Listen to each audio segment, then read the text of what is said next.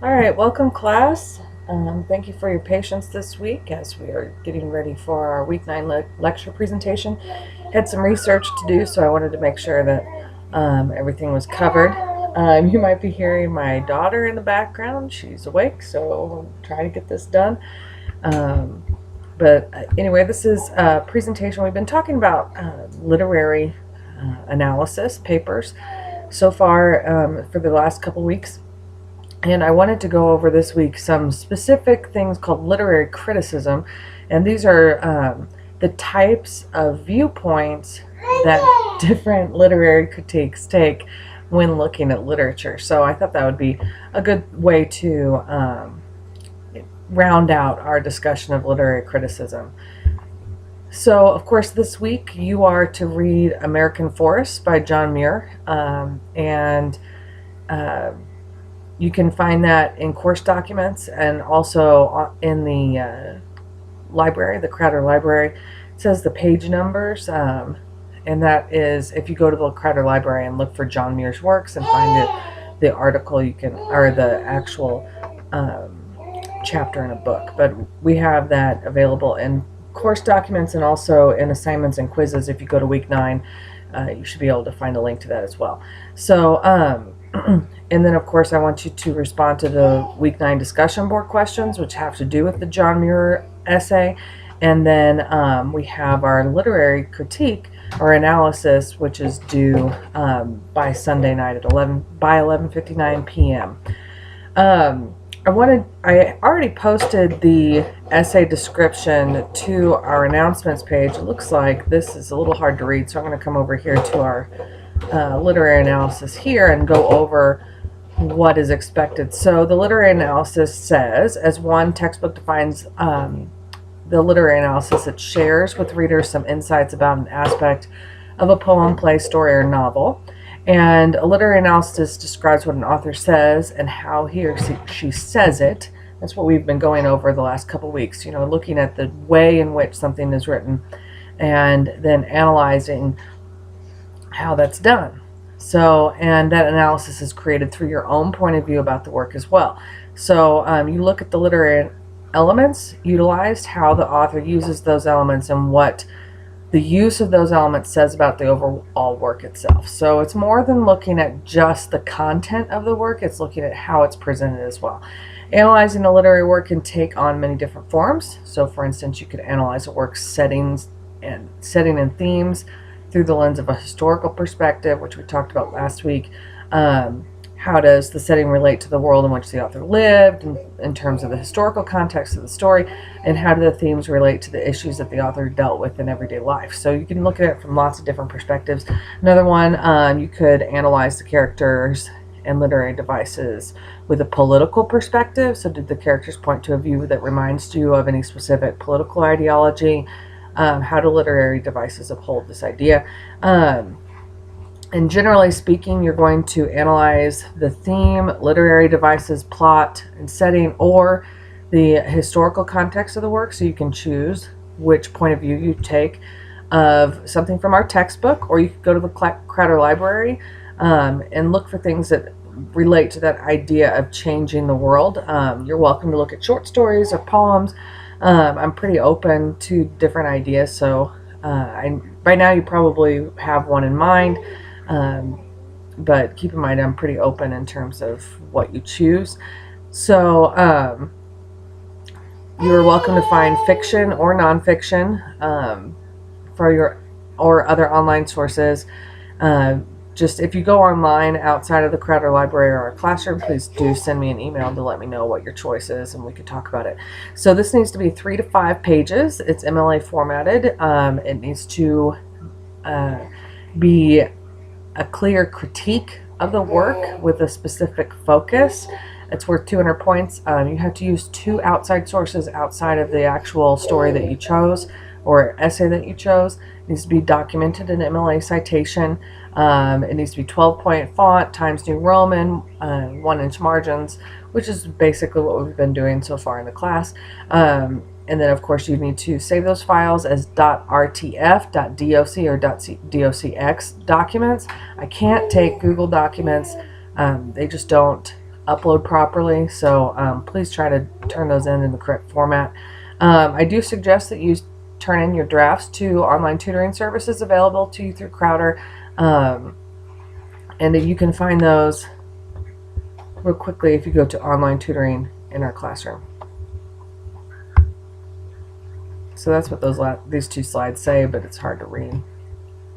So let's talk about literary analysis a little bit deeper. So it's an informed written analysis and evaluation of a work of literature, and it can be based on what's called literary theory, and that's really what we're going to talk about today, is the different theories.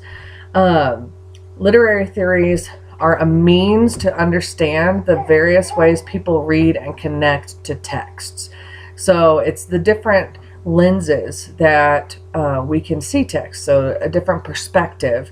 So each theory has a different perspective in order to look at a piece of literature. So I'm just going to go through some different examples.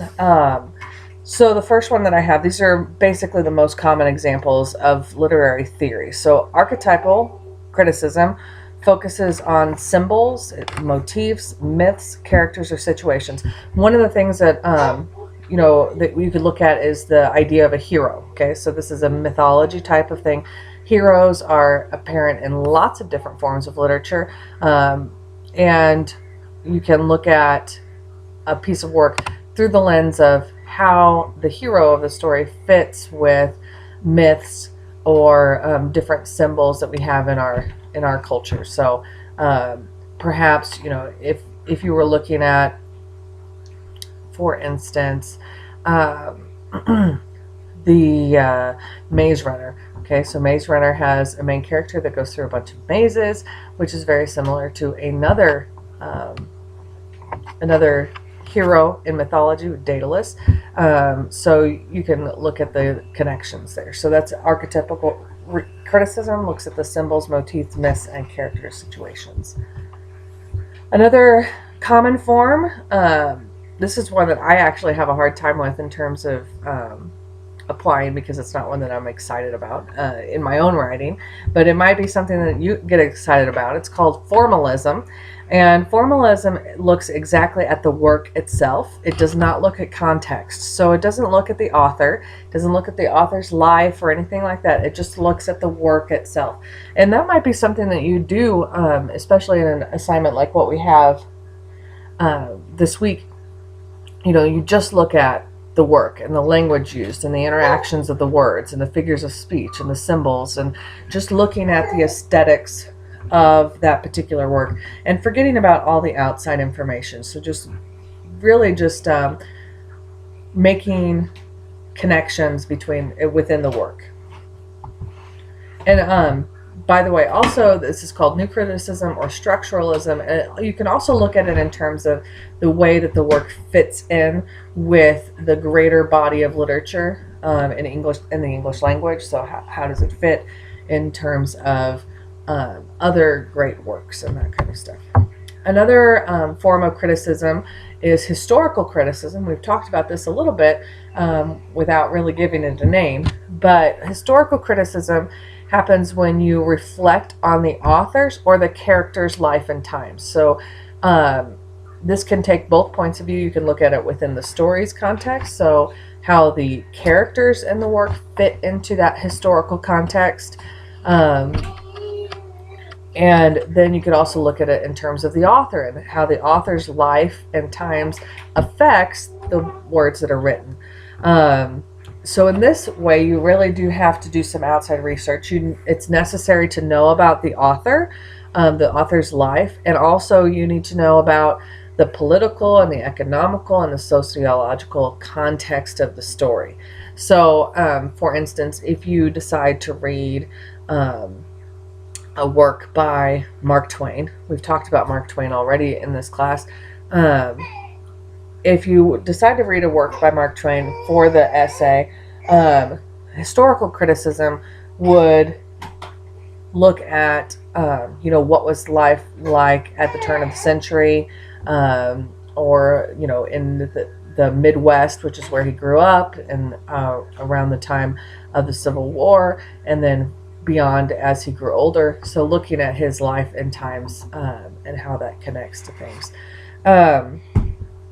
So can it be universal or contextual? It can take different perspectives. You can look at it in terms of a greater political or economical or sociological context, or it can be very much within the work itself.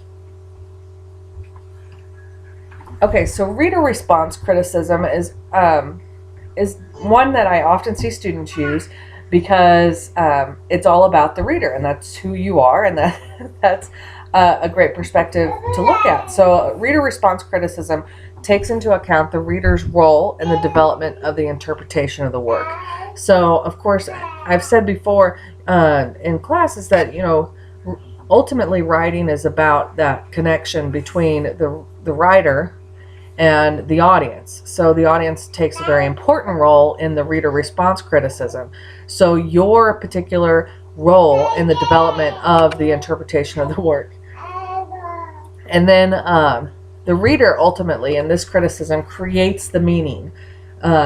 So your particular upbringing, your social context, your life context would create that interpretation. So you might look at a work and have a different interpretation than someone else because of your own life experiences. So it's definitely very subjective. So it's based on whoever is reading. You keep that in mind as well. And you really have to make sure that you are criticizing the work based on the audience's viewpoint. Not necessarily saying that, I liked it or I didn't like it, which is still important in reader response, but it's all about the way that you, as the reader, interpret how your social context and how your upbringing would develop that interpretation. Other examples. So mimetic, it looks at the real world reality. So how does this work connect to the real world in terms of morality or norms or values? Other things like intertextual compares the work with other literature. So you could see that there are similarities between several of these different criticisms, but there are just different focuses. So like the intertextual kind of relates to that idea that in formalism, where you kind of try to fit the work within the greater body of literature, intertextual makes those comparisons between what you have read and then other works. And so what is the breadth of the work? So other forms, political criticism happens. So there's different types. One of them is feminist criticism. So feminist criticism basically looks at the impact of gender on the writing and the reading. So how it is that if it's a female author, how does the gender of the author relate to the writing or the reading? How does the role of a specific gender, specifically female, because it is feminist criticism, but really gender roles in general. So like you could critique the patriarchal society. So how does that patriarchal society connect to the writing? Is the writing upholding the patriarchal society, or is it debunking it in some way? I wrote a paper once in college that was a feminist critique of a Shakespeare character, All's Well That Ends Well, if you read it. But I spoke about, what gender roles were at the time of Shakespeare and how he tended to create female characters that went beyond the gender roles at the time, but at the same time, they were still within the context of what a traditional view of women would have been. Other political examples, so Marxist criticism, it talks about the relationships between the socioeconomic classes. In particular, it really focuses on the masses, or the people that are not necessarily in charge, but people that are, your normal everyday group of people, the masses, the So the lower class, oftentimes it's focusing on and how that is affected by the literature. So this goes into economic and cultural theories of Karl Marx and Friedrich Engels. It talks about, hey baby, sorry. So it talks about the focus of power and money in literature also. But I mean, this is definitely something you would see in terms of like 1984 by George Orwell, Animal Farm and that kind of stuff, where you have the relationship between economic classes. You know, Charles Dickens, definitely someone to look at with Marxist criticism in mind. But looking at the social class structures and how those are important in the work and how they relate and impact the work of literature. Other examples, deconstructionism is text focused, but it doesn't necessarily look for an inherent meaning, so it's not trying to put everything together into one great meaning of the work. Psychological and psychoanalytic criticism talks about the motivations of the characters or the author in terms of a psychological motivation. So this would kind of kick back to Freud and Jung and how they thought about the way that our minds work and how our upbringing relates to that. So you can apply those same ideas to literature as well. So I wanted to kind of show how these things fit. Sorry, this is not exactly the order that I wanted to show it, so I'm going to try to get the whole picture up here. Okay, so yeah, that should be everything. Okay, so the main thing to look at is, okay, so the literary work itself, and different theories connect just to literary work, so that's formalist and deconstructionism. Both of those are just looking at the literary work. And then you have these connections. So like the literary work to the audience would be a reader response criticism. The literary work to other literature would be the intertextual criticism and perhaps even formalism. The literary work to the author's life and to the author's world would be that historical or biographical form of criticism. The connection between the literary work and the real world, like our world now, would be that mimetic. And then beyond the world, we also have psychological and archetypal. But also feminists and Marxism will connect different things. So you have the real world and the author's world, the author's life will relate to feminism and Marxism and other political formats. So you see these connections. So like psychological is beyond the world and the author's life can make those connections. So this is just a basic overview of what literary criticism is going to look like in terms of how those connections are made.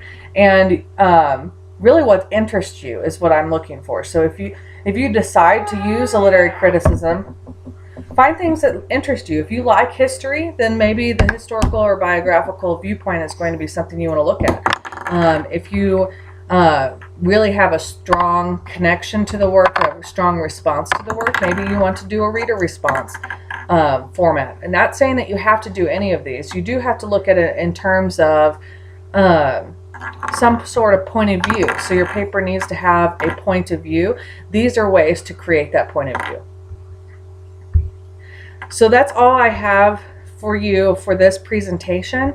If you do have questions, feel free to ask, and of course participate in the discussion board this week as we look at John Muir's work, and the paper's due by the end of this week. So please keep the line of communication open, and if you have questions, send them my way. Otherwise, we'll see you in the discussion board. Have a great day.